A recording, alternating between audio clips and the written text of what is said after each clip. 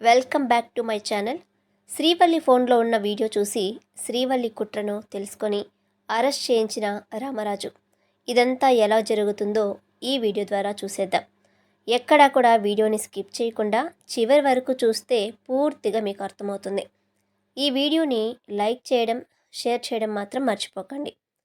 Me like and share మాకెంతో మంచి support మరియు ఎంకరేజ్మెంట్గా ఉంటుంది, గుర్తుపెట్టుకోండి. ఇక మొత్తం మీద చూసుకున్నట్లయితే గనక ప్రేమ, ధీరజ్ ఇద్దరు కూడా వాళ్లకు జరిగినటువంటి పెళ్లికి సంబంధించి మొత్తం అంతా గుర్తు చేసుకుంటారు. ఆ గదిలోకి వెళ్ళడంతోటే గదిలో ప్రతి విషయాన్ని గుర్తు చేసుకున్న వాళ్ళు వాళ్ళ పెళ్ళి ఎలా జరిగిందో గుర్తు చేసుకుని చాలా సంతోషపడతారు. ఆ రోజున చాలా కోపంతో మొదలైన మన ప్రయాణం ఈరోజు ఒకరిని విడిచి ఒకరం ఉండలేని పరిస్థితికి వచ్చింది. మన ఇద్దరం జీవితాంతం ఇలాగే కలిసి ఉండాలి, ఎట్టి పరిస్థితుల్లోనూ మనం విడిపోకూడదని చెప్పేసి ఇక ప్రేమ, ధీరజ్ ఇద్దరు అనుకుంటారు. ఆ రోజు ధీరజ్ ప్రేమ మెడలో బలవంతంగా తాళి కట్టడం, పోలీసులు రావడం, వాళ్ళని ప్రాస్టిక్యూటివ్ కేసులో అరెస్ట్ చేస్తామని అనడం, మేము భార్యాభర్తలమని ధీరజ్ చెప్పడం, ఇదంతా కూడా గుర్తు చేసుకొని భావోద్వేగానికి గురవుతారు.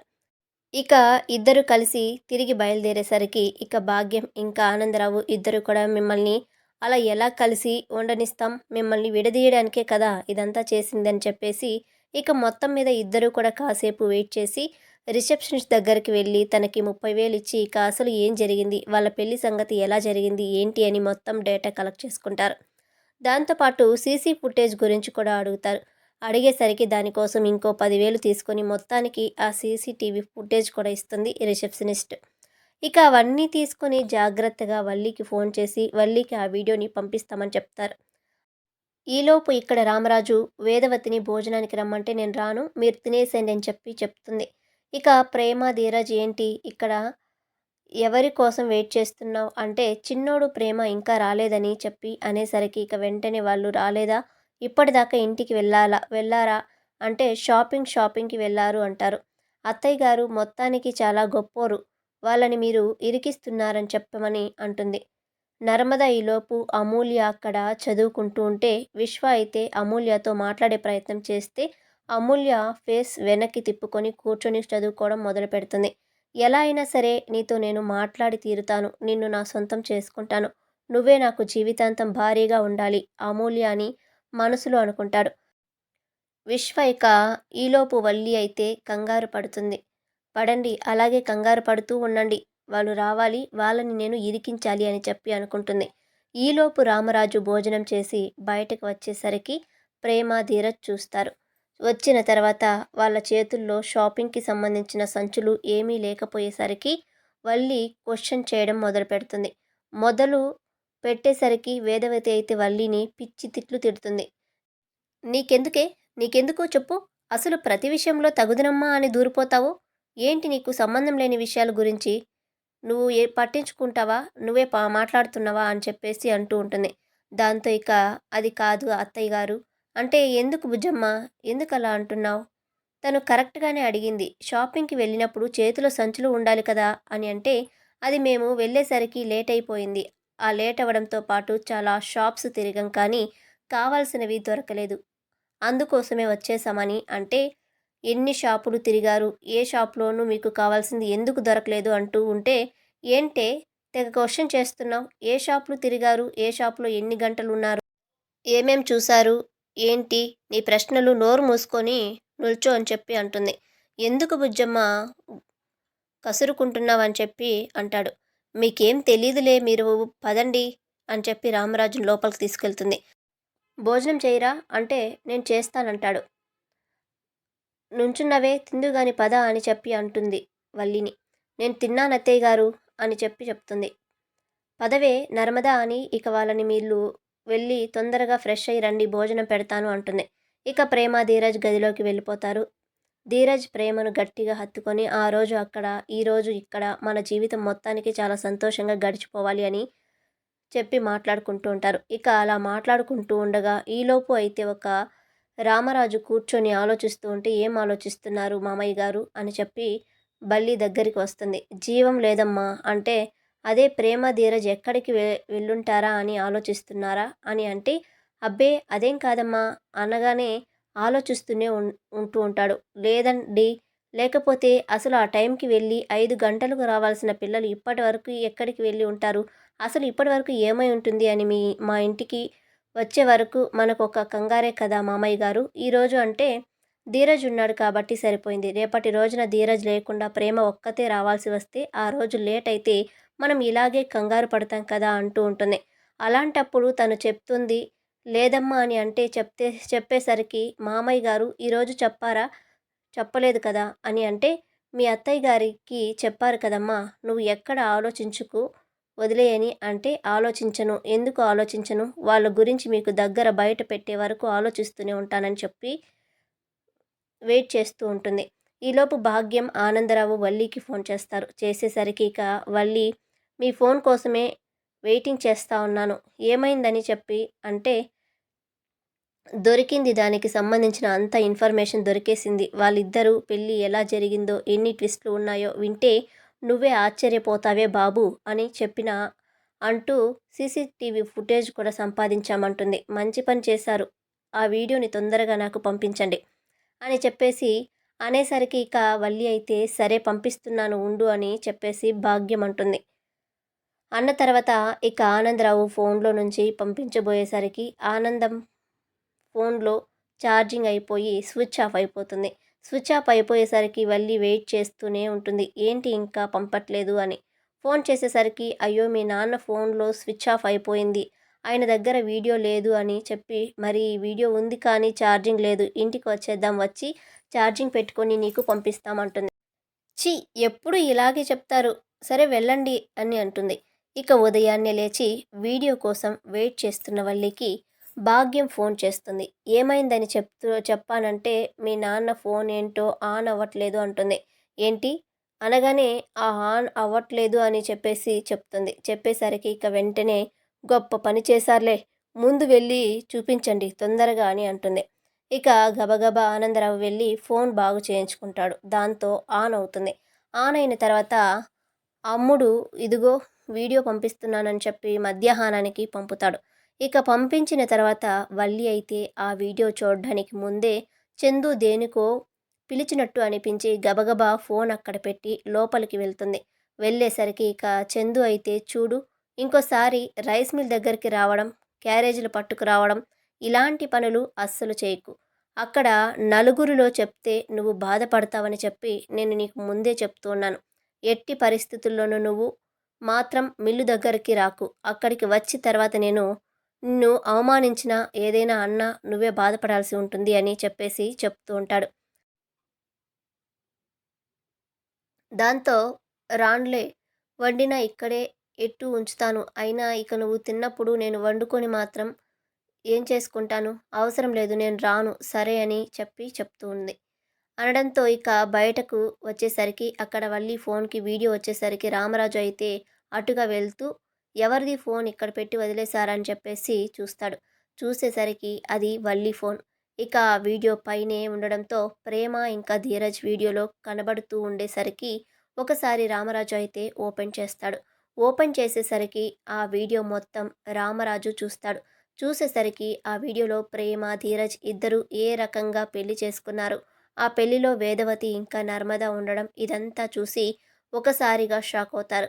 అలా షాక్ అయినటువంటి రామరాజు ఇక వల్లిని పిలుస్తాడు. మామయ్య గారండి చెప్పండి అని చెప్పి అంటుంది. అమ్మ వల్లి, ఈ వీడియో నీకు ఎవరు పంపారు అని చెప్పి అనేసరికి ఏ వీడియో మామయ్య గారు అని చెప్పి చూస్తుంది. ఇదేంటిది, నేను చూడకుండానే ఈయన చూసేసినట్టున్నాడు. పోన్లే, ఎతకబోయిన తీగ కాలికి తగినట్టుగా మొత్తానికి ఆయనకే తెలుసుకున్నారు. తెలిసింది కదా చాలు అని చెప్పేసి అనుకుంటుంది. ఇక వెంటనే అది అది మా అమ్మ మా నాన్న పంపించారు మామయ్య అనేసరికి ఏంటో ఈ వీడియో చూసావా అని అంటే లేదు మామయ్య అంటూ తీసుకుంటుంది. తీసుకొని మొత్తం వీడియో చూస్తుంది. వేదవతి, నర్మద అందరూ కూడా చూస్తారు. ఒక్కసారిగా రామరాజు ఏంటి ఇదంతా, ఏంటి బుజ్జమ్మ, ధీరజ్ ప్రేమ ఇద్దరు ప్రేమించి పెళ్లి చేసుకున్నారు అన్నావు. మరి వాళ్ళిద్దరూ బలవంతంగా పెళ్లి చేసుకుంటున్నట్టు కనబడుతుంది. ఏంటి? అందులో పోలీసులు ఎందుకు వచ్చారు? అసలు వీళ్ళు పెళ్ళి గుళ్ళో జరగకుండా ఆ హోటల్ రూమ్లో జరగడం ఏంటి? అసలు నాకు ఏం అర్థం కావట్లేదు. ఏం జరిగింది బుజ్జమ్మ అనేసరికి ఏం జరిగిందో మేము చెప్తాం అన్నయ్య గారు అంటూ భాగ్యం, ఆనందరావు గారు వస్తారు. వచ్చేసరికి ఇక ధీరజ్, ప్రేమకు, నర్మదకు, వేదవతికి మొత్తం అర్థమైపోయింది. వల్లి ఇక్కడే కూర్చొని మొత్తం స్కెచ్ చేస్తుందని చెప్పేసి, చెప్పండమ్మా అని చెప్పేసి అనేసరికి, చెప్తామండి అన్నయ్య గారు. నిన్న ధీరజ్, ప్రేమ ఎక్కడికి వెళ్లారంటే షాపింగ్‌కి కాదండి వెళ్ళింది. మోపిదేవి మోపిదేవి పోలీస్ స్టేషన్ వాళ్ళు ఫోన్ చేసేసరికి అక్కడికి వెళ్లారని చెప్పేసి మొత్తం విషయం చెప్తుంది భాగ్యం. మీరెందుకు మోపిదేవి వెళ్లారని చెప్పేసి వేదవతి అడుగుతుంది. అదేంటండి వదిన గారు, మాకు పనుండి అక్కడికి వెళ్ళాము. తీరా చూస్తే వీళ్ళు అక్కడ కనపడ్డారు. పోలీసులని నడి రోడ్డు మీద నిల్చోబెట్టి నిలదీస్తుంటే మా పిల్లల్ని మీరెవరా నిలదీయటానికి అని అడుగుదామే వెళ్దాం. తీరా వెళ్ళేసరికి వాళ్ళేమో ఏవేవో అడుగుతున్నారు. అప్పుడు వీళ్ళు రూమ్ నెంబర్ చెప్పారు. అయితే ఈ రూమ్ కాదు ఇంకో రూమ్ అని చెప్పి వాళ్ళు వీళ్ళని వదిలేశారు. వీళ్ళు అప్పుడు లోపలికి వెళ్ళారు. ఇదేంటిది హోటల్లో వెళ్తున్నారు, లాడ్జ్‌లోకి వెళ్ళాల్సిన పని వీళ్ళకేంటి అని చెప్పేసి లోపలికి వెళ్ళాం. తీరా వెళ్ళేసరికి అక్కడ రిసెప్షన్ అమ్మాయితోటి మాట్లాడుతూ ఉన్నారు. మా పెళ్లి జరిగిన రూమ్ ఒకసారి చూడొచ్చా అని చెప్పేసి అనగానే, పెళ్లి జరిగిన రూమ్ చూడొచ్చా అని అడుగుతూ ఉన్నారు. ఏంటి అని అనుమానం వచ్చింది. సరేనని చెప్పి అక్కడ ఆ అమ్మాయిని వివరాలు మొత్తం అడిగేసరికి చక్కగా చెప్పింది. ప్రేమ ఎవరో కళ్యాణ్ అనే వాడిని ప్రేమించి ఆడితో పాటు వెళ్ళిపోయిందట. అక్కడికి వెళ్ళిన తర్వాత ఆడేమో ప్రేమని అమ్మేద్దాం అనుకున్నాడట. ఆ విషయము మోపిదేవి గుడికి వెళ్ళినటువంటి వదినికి ఇంకా ధీరజ్‌కి తెలిసింది. ఈలోపు నర్మదాకు కూడా అక్కడికి పిలిపించి మొత్తం మీద విషయమంతా కూడా నర్మద చెప్పి ఇక వాళ్ళిద్దరికీ కూడా పెళ్లి జరిగేలా చేశారు. వదిన గారు, ఏవండీ వదిన గారు, అదేనా జరిగింది అని చెప్పి అంటుంది భాగ్యం. ఆ మాటలతో ఒక్కసారిగా వేదవతికి చాలా కోపం వస్తుంది. దీనికి అసలు అనవసరమైన విషయాలు చాలా ఎక్కువ కావాలి కదూ అని చెప్పి అనుకుంటుంది. ఇక ఈలోపు అవును అదే జరిగింది అని చెప్పేసి అనేసరికి, అదండి అన్నయ్య గారు జరిగింది. మీకు తెలిసింది కదా అలా జరిగిందంట. మరి ఇప్పుడు ఏమంటారు? ఇంతకీ ఇన్ని అబద్ధాలు చెప్పి ఇంత మోసం చేసి దేవుడిలాంటి మీ దగ్గర అన్ని విషయాలు దాచిపెట్టి ఎవరో లేకపోయినా దాన్ని ఇంటికి కోడలుగా తీసుకొచ్చారు. ధీరజ్ అని అంటే ఎవరో లేకపోవడం కాదు, చచ్చిపోవలసిన దానికి బ్రతుకునిచ్చాడు. చచ్చిపోతే ఏం మిగులుతుంది? అందుకోసమని అంటూ ఉంటే, మరి ఈ విషయం మీరు అన్నయ్య గారి దగ్గర ఎందుకు దాచిపెట్టారు అంటుంది. చెప్పేయాల్సింది కదా అంటూ ఉంటే, అవును కదా అత్తయ్య గారు, చెప్పేయాల్సింది కదా, ఎందుకు దాచిపెట్టారు అంటుంది వల్లి.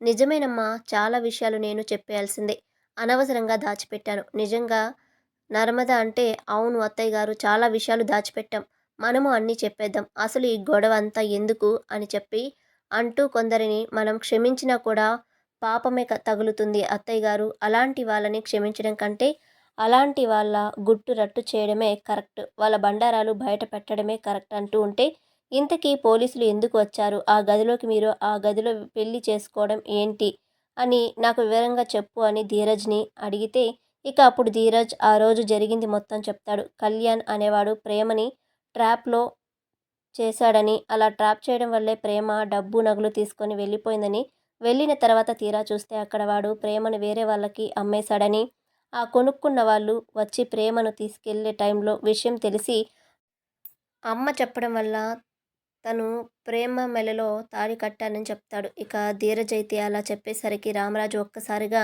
ఈ విషయం నాకు ముందే చెప్తే నేను సంతోషించేవాడినే, కానీ ఏమైనా అంటానా చెప్పండి, ఒక ఆడపిల్ల జీవితం నాశనం కాకుండా నువ్వు కాపాడవు. ఆ రోజు నువ్వు కాపాడవు కాబట్టే ప్రేమ ఈ రోజున అమూల్యని, మన ఇంటి పరువుని కాపాడింది. నువ్వు చేసింది మంచి పనే ధీరజ్ అని అంటే, అదేంటి మామయ్య గారు అలా అంటారు? ఎలా మంచి పని అవుతుంది? ఆడెవడో ఎత్తుకుపోయిన అమ్మాయిని అంటూ ఉంటే, చూడమ్మా వల్లి, తను మోసపోయింది అంతేకాని కావాలని చెప్పి తను ఏమీ చేయలేదు కదా. అలా మోసపోయిన ఆడపిల్లకు బ్రతుకుని ఇచ్చాడు నా కొడుకు. దానికి నేను సంతోషిస్తాను. ఎదురింటి వాళ్లకు లాగా నాకు పంతం పట్టుదల లేవు. నాకున్నది కేవలం మంచితనం. ఆ మంచితనంతోనే వాళ్ళ మనసులని గెలవాలనుకున్నాను నేను అని చెప్పేసి అంటాడు. ఇక అప్పుడు నర్మద, అత్తయ్య గారు, ఇప్పటివరకు మీరు కష్టపడి దాచిన అన్ని విషయాల్ని మామయ్య గారితో పంచుకున్నారు అనుకోండి, అప్పుడు ఏం చేయాలి ఏంటి అనేది మామయ్య గారు ఆలోచిస్తారని అంటే, ఏంటి వదిన గారు, దాచిపెట్టిన అన్నీ అన్నయ్య గారితో పంచుకోవాల్సినవి ఇంకేమీ లేవు, విషయాలన్నీ బయటకు వచ్చేసాయి కదా, చెప్పేశారు కదా మేము బయలుదేరుతాం అంటే, అలా ఎలా వెళ్ళిపోతారు? మీ అన్నయ్య గారితో మాట్లాడాల్సిన విషయాలు చాలా ఉన్నాయి. ఆగండి అని ఏవండీ మీకు తెలియాల్సిన విషయాలు చాలా ఉన్నాయి. చెప్తాను వినండి అని అంటూ ఈ శ్రీవల్లి గారి గురించి అంటూ ఉంటే ఇక నర్మద, ప్రేమ ఇద్దరూ కూడా ముందుకు వచ్చి వినండి, వినండి శ్రీవల్లి గారి వీరగాథ అని చెప్పి మొదలుపెడతారు. ఇక అప్పుడు వేదవతి వీళ్ళు మనకి ఎలా మన ఇంటికి పరిచయమయ్యారు అంటే పెళ్ళిళ్ళ బ్రోకర్ వీళ్ళది గొప్ప సంబంధం అని చెప్పి నాకు చెప్పాడు. అందువల్ల అంటాడు. కానీ వీళ్ళది గొప్ప సంబంధము కాదు అంటుంది వేదవతి. ఫోన్‌లోనే డబ్బు లేకపోతే లేకపోయిందిలే ఇప్పుడు లేదు కదా అంటాడు. కానీ అసలు వీళ్ళు మోసం చేసి పెళ్లి చేసుకున్నారు కదండీ! అంటే మనల్ని మోసం చేశారు బుజ్జమ్మ. అంటే లేని ఇల్లు ఉన్నట్టు చూపించారు. లేని బంగారం ఉందని చెప్పారు. చెయ్యని వ్యాపారాన్ని వ్యాపారాలు అంటూ మన చెవుల్లో పువ్వులు పెట్టారు. దివాలా తీశామంటూ మన దగ్గరే ఎదురు లక్షలు తీసుకున్నారు. అంతేనా? పెళ్ళికి ముందే మన కొడుకు చేత అప్పు చేయించి 10,00,000 రూపాయలు తీసుకున్నారు. ఆ 10,00,000 మళ్ళీ వాడి చేతికి ఇవ్వడానికి వాడిని ముప్పుతిప్పలు పెట్టారు. ఆ 10,00,000 ఎదురింటి వాళ్ళ దగ్గర తీసుకొని వాళ్ళతో చేతులు కలిపి మన ఇంటి ఆడపిల్లైన అమూల్యని ఆ విశ్వతో వెళ్ళిపోయేలా చేయటానికి చాలా చక్కగా సహకరించి వీళ్ళి అమూల్యకి, విశ్వాకి మధ్యన వారధి కట్టింది. మన కొడుకుల వల్లనే అంటూ బయట పెడుతూ ఉంటే అత్తయ్య గారు, అత్తయ్య గారు అంటూ ఉంటే ఈ నొప్పి ముందు తెలియకుండా పని కట్టుకొని మీ అమ్మ, మీ నాన్నని అక్కడికి పంపించి, మోపిదేవిలో ఏం జరిగిందో తెలుసుకోమని చెప్పి, మోపిదేవికి వీళ్ళని పంపించి, అన్నీ నువ్వు చేశావని ఇంకా నాకు అర్థం కాలేదు. అనుకున్నావా వల్లి అంటూ ఉంటే, నువ్వు చెప్పినవన్నీ నిజమా బుజ్జమ్మ అంటే, అంతేనా ఇంకా చాలా ఉన్నాయండి అంటూ ఉండగా, అమ్మా నీ మీద వేసిన ఒట్టు పక్కకు పెడుతున్నాను అంటూ చందు చెప్పడం మొదలుపెడతాడు. ఏంట్రా అంటే, స్కూల్‌కి మీరు పంపించారు కదా నాన్న! ఆ స్కూల్‌లో వాళ్ళు ఎంఏ ఇంగ్లీష్ సర్టిఫికేట్ తెచ్చి నా మొహాన్ని కొట్టారు. ఎందుకో తెలుసా? వీళ్ళు ఫేక్ సర్టిఫికేట్లు కొని, వాటిని తీసుకొచ్చి మనకి ఇచ్చి మనల్ని నమ్మించి మోసం చేశారు నాన్న అనంటే, అంటే వల్లి ఎంఏ ఇంగ్లీష్ చదవలేదా అంటే, ఎంఏ ఇంగ్లీష్ కాదు కదా! ఇంగ్లీష్ ఏ రాదు దానికి. ఎందుకది చదివింది 5వ తరగతి కూడా కాదు నాన్న అని అనేసరికి షాకవుతాడు రామరాజు. ఇక్కడ అక్కడ అక్కడితో ఆగలేదు. నాన్న ఈ విషయం తెలిసి వాళ్ళ ఇంటి దగ్గర నేను దింపేశాను. ఇక అలా దింపేసిన కూతురిని తిరిగి మన ఇంటికి పంపడానికి అమ్మ వాళ్ళందరికీ నిజాలు తెలిసి వెళ్ళి అడిగేసరికి వాళ్ళందరికీ నిజాలు తెలిసి అడగటానికి వెళ్ళేసరికి కళ్ళు తిరిగి పడిపోయింది. దాన్ని ఆసరాగా చేసుకున్న మా అత్తగారు చాలా తెలివిగా మళ్ళీ కడుపుతో ఉందని చెప్పి డాక్టర్‌తో మనకి అబద్ధం చెప్పించి చాలా చక్కగా తిరిగి మన ఇంట్లో అడుగు పెట్టేలా చేసింది. కడుపుతో బిడ్డ పెరుగుతుందేమోనని ఎంతో ఆశతో ఎదురు చూస్తూ ఉన్న నాకు చివరిసారిగా మళ్ళీ నిరాశ మిగిలింది నాన్న అంటే దానికి మనం ఏం చేస్తాంరా ప్రెగ్నెన్సీ పోయింది కదా అంటే అసలు వస్తే కదా నాన్న అంటాడు. ఏం మాట్లాడుతున్నారా అంటే అవును నాన్న ప్రెగ్నెన్సీ లేదు ఏమీ లేదు కేవలం మన ఇంటికి తిరిగి పంపించడం కోసం మా అత్తగారు ఆడిన నాటకంలో భాగమే ఆ ప్రెగ్నెన్సీ. ఆ విషయం వల్లికి తెలిసింది. తెలిసినప్పుడైనా మన దగ్గర బయట పెట్టాలి కదా, పెట్టలేదు. సీమంతం చేయించుకుంది. ప్రతిరోజు నీ కొడుకు ఇక్కడ తంతున్నాడు, అక్కడ తంతున్నాడు, ఇది అడుగుతున్నాడు, అది అడుగుతున్నాడు అంటూ కావలసినవన్నీ కూడా కొనిపించుకొని తినింది. తిన్నందుకు కాదు నాన్న కానీ అలా అడ్డు పెట్టుకొని తినడానికి సిగ్గుండాలి కదా నాన్న అని అంటూ ఉంటే, అబ్బా అలా కాదబ్బా అంటే కడుపుతో ఉన్నవాళ్ళు అలా కోరికలు అడుగుతారని చెప్పి నేను అలా అనుకున్నాను అంతే. కావాలని కాదు అంటూ ఉంటే ఏం నటిస్తుందో చూసావా నాన్న? ఇక ప్రెగ్నెన్సీ లేదు కదా! ఆ విషయం పక్కన పెట్టెయ్. ఆ సంగతి పక్కన పెడితే లేని ప్రెగ్నెన్సీని మన నర్మదే పోగొట్టిందని నర్మద మీద చాలా తెలివిగా నింద మోపేశారు.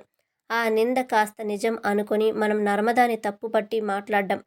అమ్మయితే ఏకంగా నర్మద చెంప పగలగొట్టింది అని అంటూ ఉంటే ఇంత కుట్ర, ఇన్ని మోసాలు ఏంటి ఇదంతా అని అంటాడు రామరాజు. అది కాదు మామయ్య గారు అంటూ నర్మద వల్లి అయితే రామరాజు కాళ్ళ మీద పడినంత పని చేస్తుంది. వద్దమ్మా ఊరుకో అని చెప్పేసి పక్కకు తప్పుకుంటాడు రామరాజు. చూడండి నాన్న మీ పర్మిషన్ కోసం వెయిట్ చేస్తూ ఉన్నాను తప్ప నాకు దాంతో కాపురం చేయడం కూడా ఇష్టం లేదు. ఏం చేస్తారంటే ముందు నన్ను మోసం చేసినందుకు వీళ్ళ మీద కేసు పెట్టి వీళ్ళని అరెస్ట్ చేయిస్తాను. ఆ తర్వాత ఏం చెయ్యాలో ఆలోచిస్తాను అనేసరికి ఇక వల్లి భాగ్యం వాళ్ళైతే ఒక్కసారిగా షాక్ అవుతారు. మరి ఇప్పుడు రామరాజు తీసుకున్న నిర్ణయం నిర్ణయంలో ఏం జరుగుతుంది అనేది జరగబోయే ఎపిసోడ్లో చూద్దాం.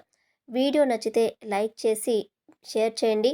ఇలాంటి మరిన్ని లేటెస్ట్ వీడియోస్ కోసం మా ఛానల్ని సబ్స్క్రైబ్ చేసుకొని పక్కనే ఉన్నటువంటి గంట సింబల్ని యాక్టివేట్ చేసుకున్నట్లయితే మా ఛానల్లో పోస్ట్ అయ్యే ప్రతి సీరియల్ వీడియోకి సంబంధించిన వీడియో ముందుగానే మీకు నోటిఫికేషన్ ద్వారా వస్తుంది.